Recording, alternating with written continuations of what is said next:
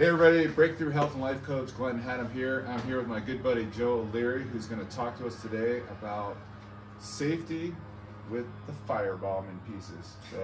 So how to grill, how to light things up without burning down the forest and getting in trouble. Yeah, just a few examples of camp stoves is the simple sample. We have 4 types of camp stoves right here. There are many other types, but these are some of the, I guess, these are the ones that I have. So I even have a couple of more, but just for the sake of at least a splash introduction to different types of camp stoves, that's what we're here to do right now. Great, yeah, I'm here to learn. Okay. So the first one I'll show, and I'm not going to actually turn it on or anything. This is an old school, back in 1997 when I thru hiked the Appalachian Trail. This was the most popular stove. It's called a Whisper Light by a company called MSR. And the Whisper Light is just a bomber type of a stove. It can fall apart and put it back together. And this served me for decades, the Whisper Light stove. These days seems to be becoming obsolete. There's different styles of stove that are lighter weight, easier to use, and burn hotter, more efficient, things like that. So, but just as an example, the old Whisper Light stove, they still work. Okay, so even the new ones probably a little bit lighter than this, and have a few more variables instead of just so basic. If I were to do a long distance backpacking trip by myself, I would use a lighter weight type of stove. One of the advantages of the Whisper Light stove, super lightweight and really durable.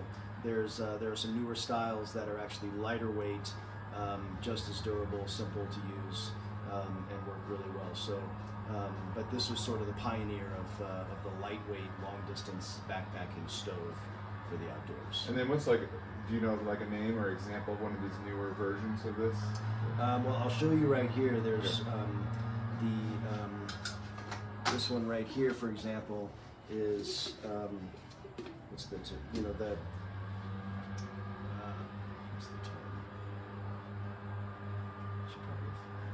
This is an MSR stove right here.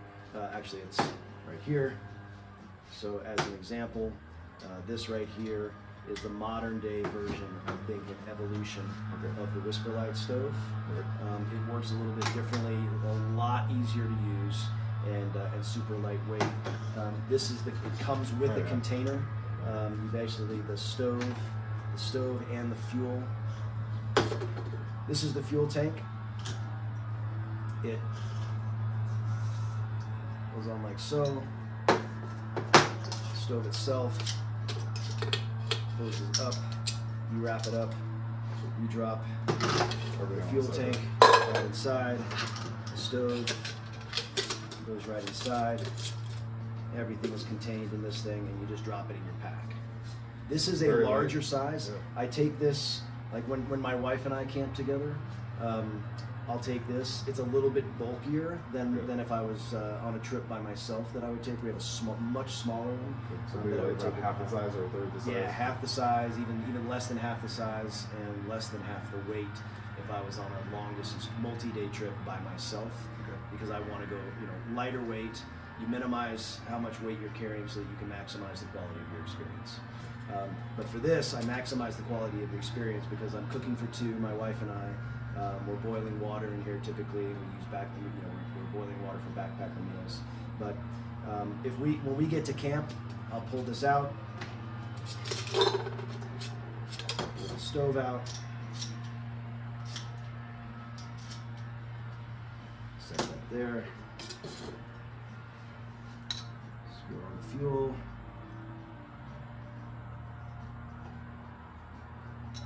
Good.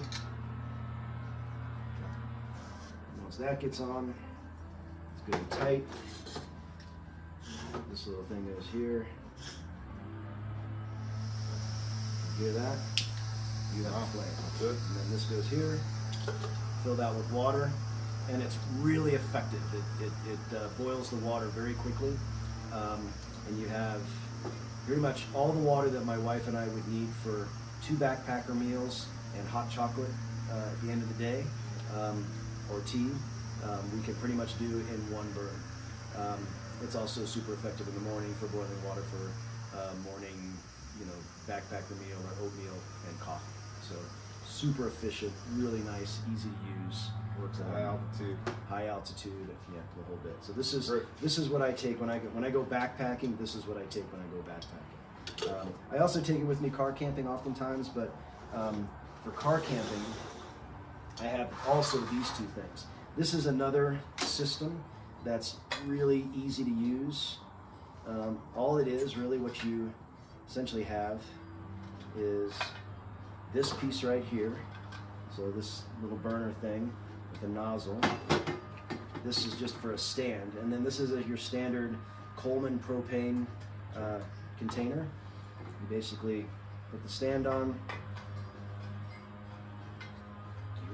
What's your price comparison between these two? So from doing the car camping to the backpacking, what's your expenditure for?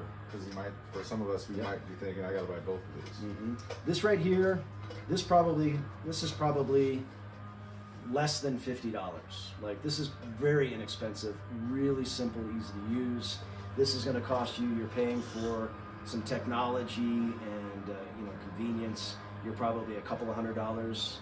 Out of pocket. Okay. I don't actually know exactly what it is, but it's going to be more expensive because of the lightweight, compact. Yeah. And they come in smaller sizes of this particular container. And I got the larger one. It's like there are some aspects of your equipment based on what you're doing that you might trade up a little bit and invest something that's maybe a little bit more of a luxury item. So the larger container, for me, I bought this kind of as a luxury item. If I was hiking alone and I wanted to use this system, I would probably get a smaller version of this. But again, this is super versatile in just about any environment. This is really great. I only use this if I'm car camping or actually on a whitewater rafting trip. It's easy to pack in and everything. It's an extra burner for me to have, and I would typically take this piece and then the 2-burner stove for car camping. Again, really, because you've got the space, also for rafting and everything, you've got the space to be able to pack these things. But this one is as simple as once you get this screwed on to the propane container, you turn on, and you've got a burner, you set your stove, you set your pot with water on. This one you would need a pot, you don't have a container for that as much. So incredibly easy and simple to use. And then these lightweight pots and stuff where you can... Lots of different types of pots for the outdoors. Spend as much as you want. This one similarly has... has a propane tube that comes out of it. You screw your propane tube into this, kind of lays behind. Again, as simple as turning the knob.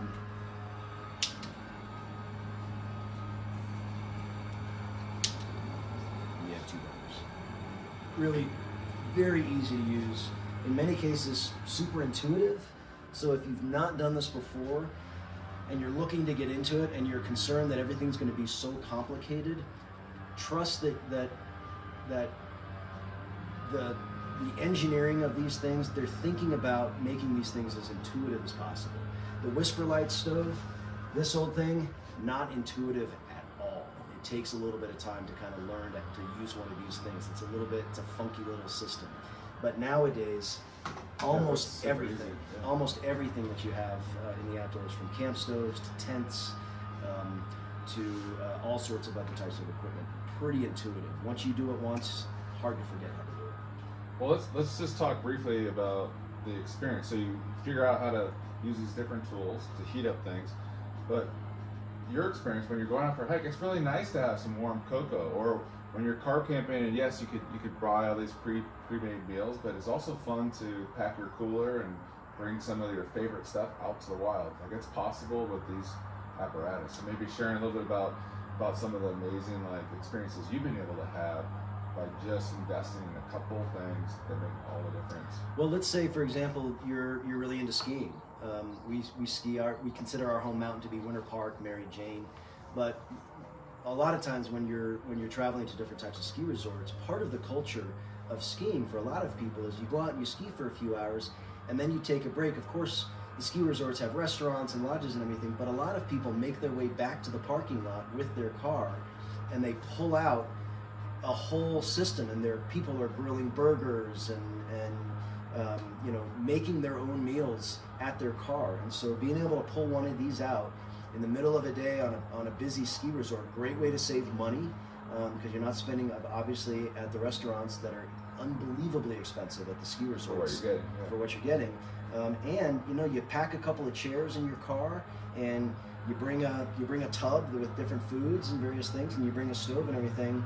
I mean, you can really do up some fancy meals. And create a more social context. It's super social kind of an environment. You go spend a day at Mary Jane, don't tell people.